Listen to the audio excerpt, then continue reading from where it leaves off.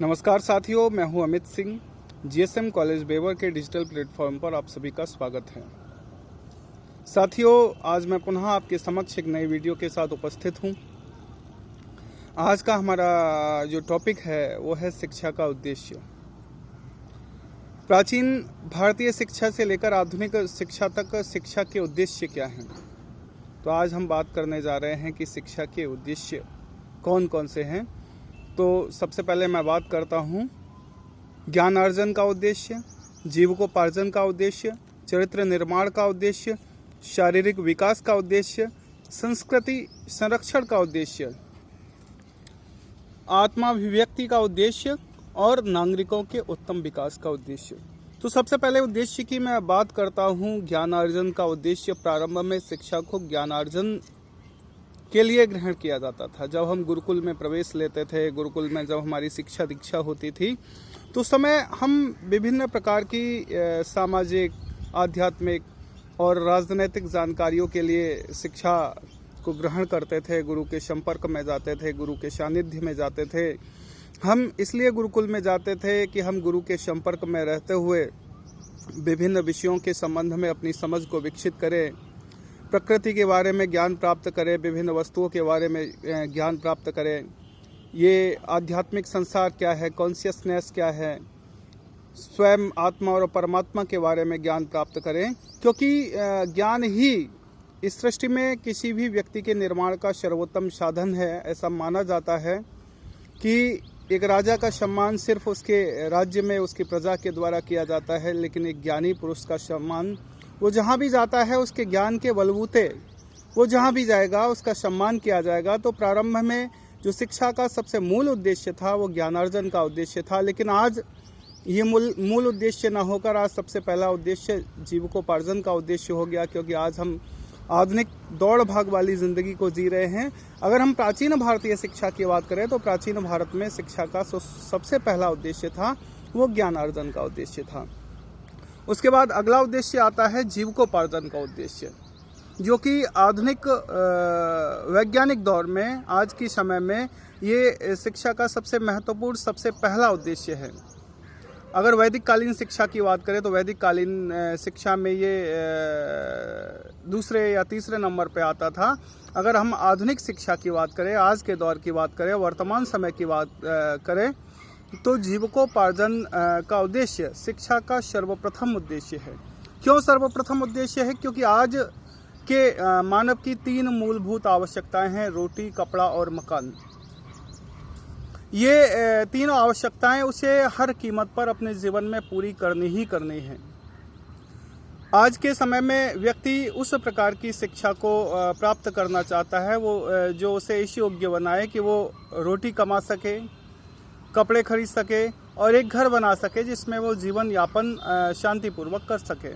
तो आज प्रत्येक संस्थाओं के माध्यम से, विद्यालयों के माध्यम से, शिक्षण संस्थाओं के माध्यम से हम ऐसी शिक्षा प्राप्त करना चाहते हैं, ऐसी प्रोडक्टिव एजुकेशन प्राप्त करना चाहते हैं जो हमें जीविकोपार्जन के योग्य बनाए, जो हमारी मूलभूत आवश्यकता रोटी, कपड़ा और मकान की आवश्यकताओं को पूर्ण कर सके, हमारे उत्तम जीविकोपार्जन के स्रोतों को हमारे लिए खोल सके, हमारे जीवन में हमारे सरल और सुगम जीवन यापन के लिए जो भी आर्थिक परिस्थितियां जो इसके लिए आवश्यक हैं वो हमें प्राप्त करा सके। हम ऐसी शिक्षा आज कदापि नहीं लेना चाहते जो हमें जीविकोपार्जन के योग्य न बनाती हो, या जो हमारी मूलभूत आवश्यकताओं का ध्यान न रख सकती हो, या जो हमारी मूलभूत आवश्यकताओं को पूरा न कर सकती हो।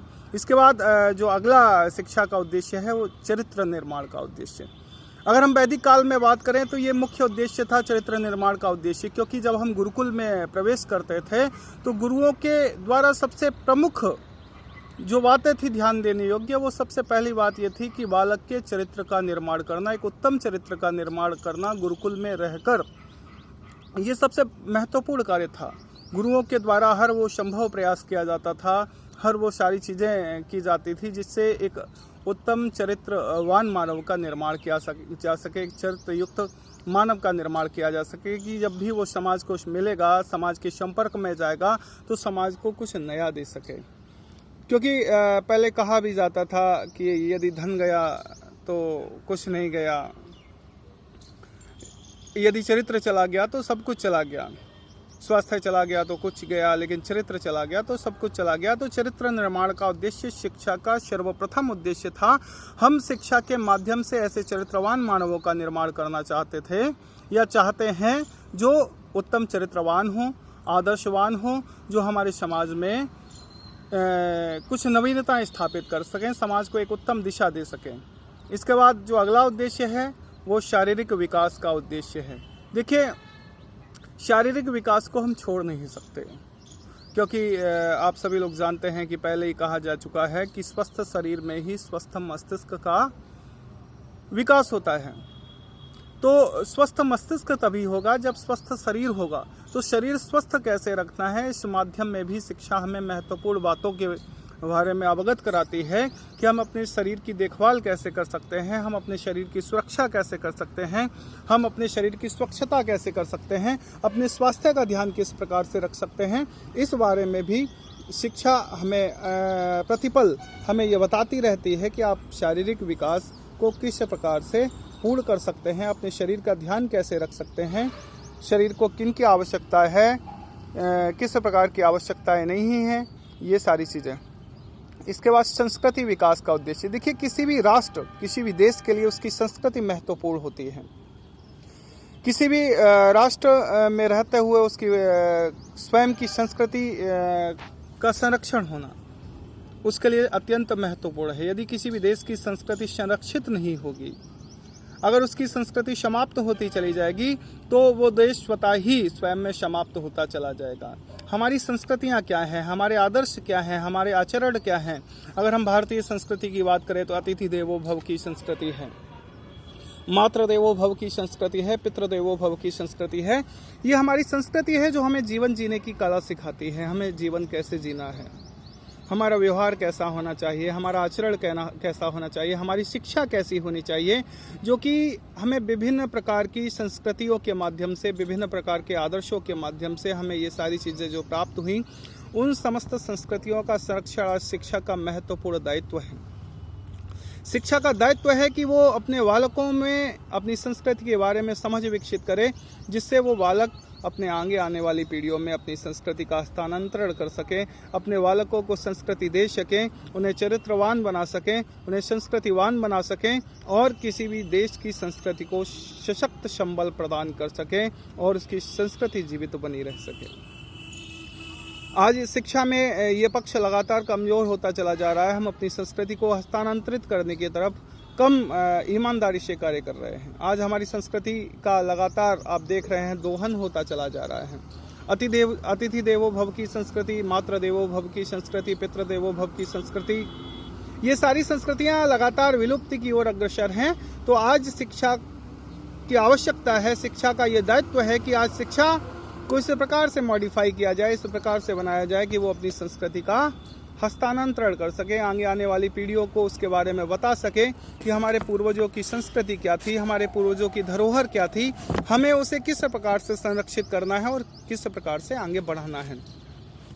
इसके बाद आगे बात करते हैं उत्तम नागरिकों के विकास का उद्देश्य। देखिए, प्रत्येक राष्ट्र उतना ही ज़्यादा मजबूत है जितने उसके नागरिक मजबूत होंगे, क्योंकि किसी भी राष्ट्र की नींव उसके नागरिक होते हैं।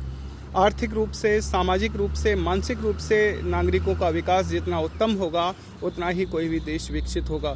तो शिक्षा का महत्वपूर्ण दायित्व है कि उत्तम नागरिकों का विकास किया जाए, जो कि आर्थिक रूप से सक्षम हो, मानसिक रूप से सक्षम हो, शारीरिक रूप से सक्षम हो, सामाजिक रूप से सक्षम हो, समाज में उनकी महत्वपूर्ण भूमिका हो, समाज में एक दूसरे को साथ लेकर चलने वाले हों, आपसी समरसता होनी चाहिए। तो उत्तम नागरिकों का विकास शिक्षा की महत्वपूर्ण जिम्मेदारी है। इस संबंध में स्वामी विवेकानंद जी ने कहा भी था कि शिक्षा मानव निर्माण की होनी चाहिए, अर्थात शिक्षा ऐसी होनी चाहिए जो अखंड मानव का निर्माण कर सके, उत्तम नागरिकों का निर्माण कर सके, क्योंकि जब उत्तम नागरिकों का निर्माण होगा तभी उत्तम राष्ट्र का भी निर्माण होगा। इसके बाद शिक्षा का अंतिम उद्देश्य है, अंतिम उद्देश्य तो नहीं कह सकते, बहुत सारे शिक्षा के उद्देश्य हैं, महत्वपूर्ण उद्देश्यों की बात कर रहे हैं। आत्माभिव्यक्ति का उद्देश्य, आत्म अभिव्यक्ति, आपके अंदर जो भी है उस अभिव्यक्ति को बाहर निकालना। आप समाज में रहते हुए किस प्रकार से समाज को दिशा निर्देशित करना चाहेंगे, समाज में आपकी भूमिका क्या होनी चाहिए, आप किस प्रकार से अपने क्षेत्र में, अपने राज्य में, अपने राष्ट्र के लिए किस प्रकार से आप अपनी महत्वपूर्ण भूमिका निभा सकते हैं, आप आत्माभिव्यक्ति कर सकते हैं। अभिव्यक्ति की आज़ादी आज एक महत्वपूर्ण शब्द आप लगातार सुनते रहे होंगे कि आपके मन में जो है, आपके जेहन में जो है, आपकी तार्किकता में जो है, आपके संज्ञान में जो है, आप उसे व्यक्त कर सकते हैं, लोगों को समझा सकते हैं, लोगों को इसके संबंध में बता सकते हैं। तो शिक्षा हमें इस योग्य बनाती है कि हम आत्माभिव्यक्ति को लोगों के साथ साझा कर सकते हैं, अपने विचारों से लोगों को परिचित करवा सकते हैं और समाज में परिवर्तन में अपनी महत्वपूर्ण भूमिका निभा सकते हैं। धन्यवाद।